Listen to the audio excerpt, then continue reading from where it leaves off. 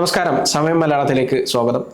T20 ലോകകപ്പിലെ super 8 വെല്ലുവിളികൾ മറികടന്ന് ഇന്ത്യ സെമി ഫൈനലിൽ എത്തിയിരിക്കുകയാണ്. വെസ്റ്റ് ഇൻഡീസിനെതിരായ നിർണായക മത്സരത്തിൽ 5 വിക്കറ്റിന്റെ തകർപ്പൻ വിജയമാണ് ഇന്ത്യ നേടിയെടുത്തത്. നിലവിലെ T20 ലോകകപ്പ് ജേതാക്കളായ ഇന്ത്യ ഇത്തവണയും കിരീടത്തിൽ മുത്തമിടുമെന്ന പ്രതീക്ഷ സജീവമാക്കിയാണ് മുന്നോട്ടു പോകുന്നത്. വെസ്റ്റ് ഇൻഡീസിനെതിരായ ജയം ഇന്ത്യയുടെ ആത്മവിശ്വാസം വളരെയധികം ഉയർത്തുന്നതാണ്. മാർച്ച് 5-നാണ് ഇന്ത്യ-ഇംഗ്ലണ്ട് സെമി ഫൈനൽ പോരാട്ടം നടക്കുക. മുംബൈയാണ് മത്സരവേദി. മിന്നുന്ന ഫോമിലുള്ള ഇംഗ്ലണ്ട് ഇന്ത്യക്ക് വലിയ വെല്ലുവിളി ഉയർത്തുമെന്ന കാര്യത്തിൽ സംശയമൊന്നുമില്ല. മുംബൈ ഇന്ത്യയുടെ ഭാഗ്യ മൈതാനമാണ്. എന്നാൽ ഇംഗ്ലണ്ടിനോട് സെമിയിൽ നേർക്കുനേറെത്തുമ്പോൾ ഇന്ത്യ പ്ലേയിങ് 11-ൽ മാറ്റം വരുത്തേണ്ടതുണ്ടോ എന്നതാണ് പ്രധാനപ്പെട്ട ചോദ്യം. നിലവിലെ വിന്നിംഗ് കോമ്പിനേഷൻ പൊളിക്കാൻ ഇന്ത്യ തയ്യാറാകില്ലെന്നാണ് പൊതുവെയുള്ള വിലയിരുത്തൽ. എന്നാൽ സെമി ഫൈനലിന് മുമ്പ് ചില ആശങ്കകൾ ഇന്ത്യക്കുണ്ട്. അതിൽ ഏറ്റവും പ്രധാനപ്പെട്ടത് അഭിഷേക് ശർമ്മയുടെ മോശം ഫോമാണ്. T20 ലോകകപ്പിന് മുമ്പ് വരെ എതിർ ബൗളർമാരുടെ പേടി സ്വപ്നമായിരുന്ന അഭിഷേക് T20 ലോകകപ്പിൽ തീർത്തും നിരാശപ്പെടുത്തുന്ന പ്രകടനമാണ് പുറത്തെടുക്കുന്നത്. സിംബാബ്വെക്കെതിരെ താരം അർദ്ധ സെഞ്ചുറി നേടിയതോടെ ഫോമിലേക്ക് തിരിച്ചെത്തിയെന്നാണ് ആരാധകർ കരുതിയത്. എന്നാൽ വെസ്റ്റ് ഇൻഡീസിനെതിരായ നിർണായക മത്സരത്തിലും അഭിഷേക് നിരാശപ്പെടുത്തിയിരിക്കുകയാണ്. 11 പന്തിൽ 10 റൺസാണ് അഭിഷേക് നേടിയത്. ഇംഗ്ലണ്ടിനെതിരെ അഭിഷേകിനെ പുറത്തിരുത്തുന്നതിനെ കുറിച്ച് ഇന്ത്യ ആലോചിക്കുമോ എന്നതാണ് ആരാധകർ ഉറ്റുനോക്കുന്ന കാര്യം.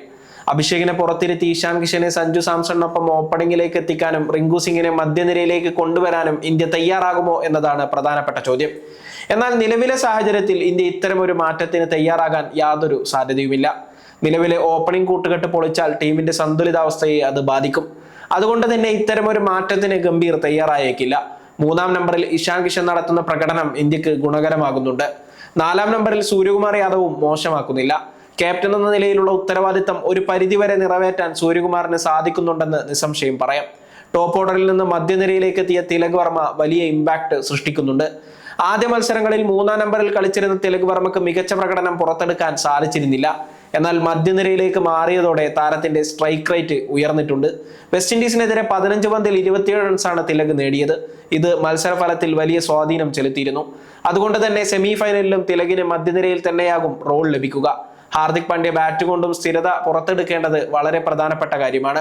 സിംബാബ്വെക്കെതിരെ കസറിയ ഹാർദിക്കിന് വിൻഡീസിനെതിരെ പിഴച്ചിരുന്നു. 14 പന്തിൽ 17 റൺസാണ് ഹാർദിക് നേടിയത്.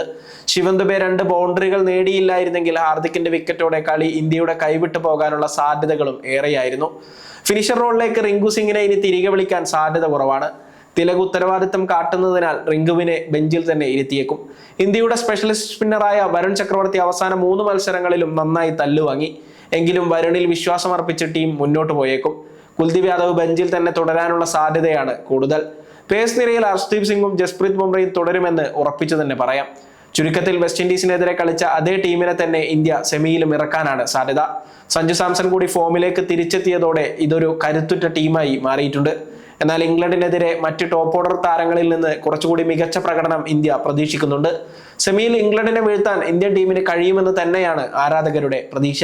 സമയം മലയാളം വാർത്തകൾ ഇനി ടൈംസ് ഓഫ് ഇന്ത്യ സൂപ്പർ ആപ്പിലും. ഇതിനായി പ്ലേ സ്റ്റോറിൽ നിന്നോ ആപ്പ് സ്റ്റോറിൽ നിന്നോ times of India app install ചെയ്യൂ. മലയാളം ഭാഷ തിരഞ്ഞെടുക്കൂ. വാർത്തകൾ ആസ്വദിക്കാം. എല്ലാം ഇനി സമയത്തിൽ.